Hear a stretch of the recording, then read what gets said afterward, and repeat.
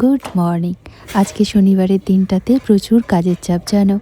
আজকে স্টুডিওতে যাওয়ার আগে আমার আরও কয়েকটা মিটিং আছে। মিটিংগুলো সেরে তারপরে স্টুডিওতে যাব। তো সকালবেলা একটু চা আর ব্রেকফাস্ট খেয়ে নিয়েছি অলরেডি। খেয়ে আমার বর তো অফিসে চলে গেছে। আর নতুন বছর বলে আমি সমস্ত বেডশিট বেড কাভারগুলো চেঞ্জ করে দিয়েছি।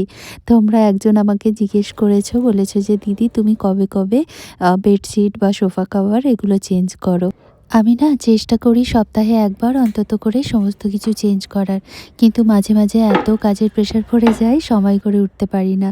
তখন ওই 15-16 দিন অন্তর একবার করে সমস্ত কিছু চেঞ্জ করে দিই। আর আজকে তো আমার একটু তাড়া আছে, তাই তাড়াতাড়ির মধ্যে আজকে একটু আলু মটরের কারি বানাবো। তার জন্য একটু টক দই নিয়েছি, তার মধ্যে বেসন দিয়েছি, নুন হলুদ আর কারি পাতা দিয়ে ভালো করে মিক্স করে বয়েল করতে বসিয়ে দিচ্ছি। এটা না একটা মহারাষ্ট্রিয়ান ডিশ। আমি যখন পিজিতে থাকতাম তখন আমার প্রচুর মহারাষ্ট্রিয়ান বন্ধু ছিল। ওদের থেকে আমি অনেক নন বেঙ্গলি খাবার বানাতে শিখেছি জানো। এটা তার মধ্যে একটা ভীষণ টেস্টি হয়। তো ওদিকে বয়েল করতে বসিয়ে দিয়েছি কারিটা, আর এদিকে আলু মটর পেঁয়াজ ভালো করে তেলের মধ্যে ভেজে নিচ্ছি।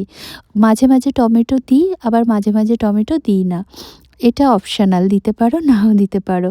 এবার এটা বয়েল করে নিয়ে এই আলু মটরের মধ্যে ঢেলে দিলেই ব্যাস হয়ে গেল। এবার এর মধ্যে আমি দেবো একটা তড়কা। তড়কার জন্য আমি তেলের মধ্যে শুকনো লঙ্কা দিচ্ছি আর কাশ্মীরি লঙ্কার গুঁড়ো দিলাম। এবার তড়কাটা কারির মধ্যে দিয়ে দিলেই ব্যাস আমার হেলদি আর টেস্টি আলু মটরের কারি একদম রেডি।